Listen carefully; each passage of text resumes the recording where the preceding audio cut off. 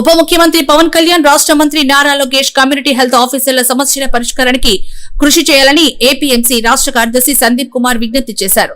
అపరిష్కృతంగా ఉన్న తమ సమస్యలను పరిష్కరించాలని డిమాండ్ చేస్తూ కమ్యూనిటీ హెల్త్ ఆఫీసర్లు చేస్తున్న సమ్మె శనివారం నాటికి 13వ రోజుకు చేరుకుంది. శనివారం ఆయన సిహెచ్ఓలు చేస్తున్న దీక్ష శిబిరాన్ని సందర్శించి మీడియాతో మాట్లాడుతూ అపరిష్కృతంగా ఉన్న తమ సమస్యలను పరిష్కరించాలని కోరుతూ సిహెచ్ఓలు సమ్మె చేస్తున్నప్పటికీ ప్రభుత్వం పట్టించుకోకపోవడం శోచనీయమన్నారు. ఈ సందర్భంగా కమ్యూనిటీ హెల్త్ ఆఫీసర్లు మీడియాతో మాట్లాడుతూ సమాన పనికి సమాన వేతనం కల్పించాలని కోరారు. సిహెచ్ఓలు హక్కులను అమలు చేయాలని, ఆసుపత్రుల అద్దె బకాయిలను విడుదల చేయాలని డిమాండ్ చేశారు. అనంతరం కమ్యూనిటీ హెల్త్ ఆఫీసర్లు కాకినాడ కలెక్టర్ కార్యాలయం నుంచి భారీ ర్యాలీ నిర్వహించారు. గౌరవనీయులైన మీడియా మిత్రులందరికీ నమస్కారాలు. నా పేరు సందీప్ కుమార్, ఏపీఎంసీ స్టేట్ సెక్రటరీని. రాష్ట్రంలో ఉన్నటువంటి 10,032 మంది కమ్యూనిటీ హెల్త్ ఆఫీసర్స్ ఈ రోజున వారికి జరిగినటువంటి అన్యాయాలకు, వారికి రావాల్సినటువంటి బెనిఫిట్స్ కోసము సమ్మెబాట పెట్టడం జరిగింది. ఈరోజు 13వ రోజు. అఫీషియల్గా మనం చూస్తే ఏప్రిల్ 15వ తేదీ నుంచి ఈ యొక్క నిరసన కార్యక్రమాలు చేస్తూ ఉన్నారు. సో గవర్నమెంట్కు మా యొక్క డిమాండ్స్ ముఖ్యంగా ఏంటి అంటే, గైడ్లైన్స్ ప్రకారం 6 సంవత్సరాలు కంప్లీట్ అయినటువంటి కమ్యూనిటీ హెల్త్ ఆఫీసర్ని రెగ్యులర్ చేయాలి. ఇది గవర్నమెంట్కి తెలుసు, అధికారులకు తెలుసు. అదేవిధంగా 2023లో 188 క్యాడర్లకు ఎన్హెచ్ఎంలో వేతన సవరణ చేయడం జరిగింది. కానీ కమ్యూనిటీ హెల్త్ ఆఫీసర్స్ అలా చేయలేదు. 2018 నోటిఫికేషన్ ఏదైతే కమ్యూనిటీ హెల్త్ ఆఫీసర్కి వచ్చిందో దాని ప్రకారం చూస్తే కమ్యూనిటీ హెల్త్ ఆఫీసర్స్ అందరూ కూడా వేతన సవరణకు ఎలిజిబుల్. కానీ గవర్నమెంట్ ఆ రోజున అధికారులు మమ్మల్ని మోసం చేయడం జరిగింది.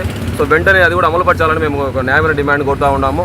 అదేవిధంగా 2023-24 అదే రోజు అజిటేషన్ చేసిన తర్వాత గౌరవ ప్రిన్సిపల్ సెక్రటరీ కృష్ణబాబు సారు మాట ఇచ్చిన ప్రకారము ఇంక్రిమెంట్ పాలసీ ఇస్తామని చెప్పడం జరిగింది. ఒక ఫైల్ పెట్టడం కూడా జరిగింది. కానీ ఈ రోజు వరకు కూడా అది ముందుకు పోయే పరిస్థితి లేదు. ఈరోజు ఏంది అయ్యా మాకు ఇంక్రిమెంట్ పాలసీ ఇవ్వమని అడుగుతూ ఉంటే మీకు ఏం చేసుకుంటారో చేసుకున్నాను ఒక మాట వస్తూ ఉంది. సో మేము దీన్ని ఖండిస్తూ ఉన్నాము, డిమాండ్ చేస్తూ ఉన్నాము. ఒక ఇంక్రిమెంట్ పాలసీని వెంటనే మా కమ్యూనిటీ హెల్త్ ఆఫీసర్కి అమలు చేయాలి. అదేవిధంగా 2024 వరకు వస్తున్నటువంటి ఈపీఎఫ్ను మీరు ఆపేశారు. అది మరి లోపల ఏం జరిగిందో మాకు అయితే అర్థం కావడం లేదు. కానీ మేము చెప్పేంత వరకు మీరు లెటర్ పెట్టలేని పరిస్థితి. సో వెంటనే ఈపీఎఫ్ను కూడా పునరుద్ధరించాలా, సరైనటువంటి జాబ్ చాట్ ఇవ్వాలా, బఫర్గా మమ్మల్ని వాడుకోకుండా చూసుకోవాలా.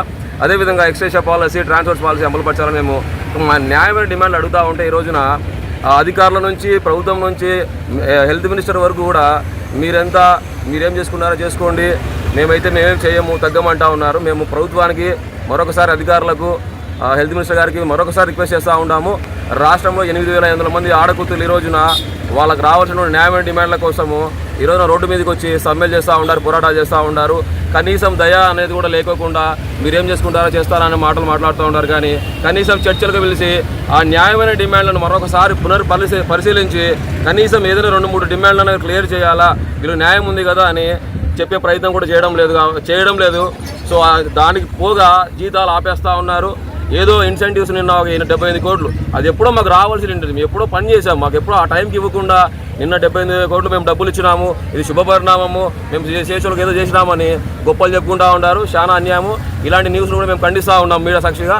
అదేవిధంగా మీరు జీతాలు కూడా ఆపినారు. అంటే జీతాలు ఆపితే మా ఒక సమ్మెలు ఆగుతాయి అనుకుంటున్నారా? సమ్మెలు ఆగవు, ఈ పోరాటాలు ఆగవు. మీరు ఎంత అణచివేత ఏదైతే చేయాలనుకుంటా ఉన్నారో అంతే ఈ 10,000 మంది లేస్తారు. 8,500 ఆడకూతుర్లు ఈ రోజున గుర్తుపెట్టుకోండి, 8,500 మంది ఆడకూతుర్లో ఇబ్బంది పెడతా ఉన్నారు. రేపటి రోజున ఇది గుర్తుపెట్టుకోండి, జాగ్రత్తగా గుర్తుపెట్టుకోండి ఏం జరుగుతుందో. సో మాకు సమ్మెలు అయితే మేము ఆపము. ఖచ్చితంగా మా న్యాయమైన డిమాండ్లు ఖచ్చితంగా నెరవేర్చుకునేంత వరకు మా 10,000 మంది యూనిటీగా 26 జిల్లాలో ఏ సమ్మెలు కొనసాగుతాయి, పోరాటాలు కొనసాగుతాయి.